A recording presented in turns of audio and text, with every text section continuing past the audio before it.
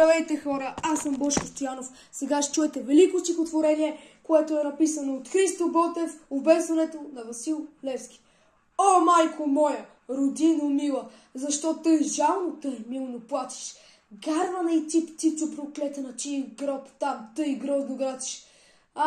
Зная, ти плачеш, майко, зато и че ти си черна рубиня, зато и че твоят свещен глас, майко, е глас без помощ, глас в пустина.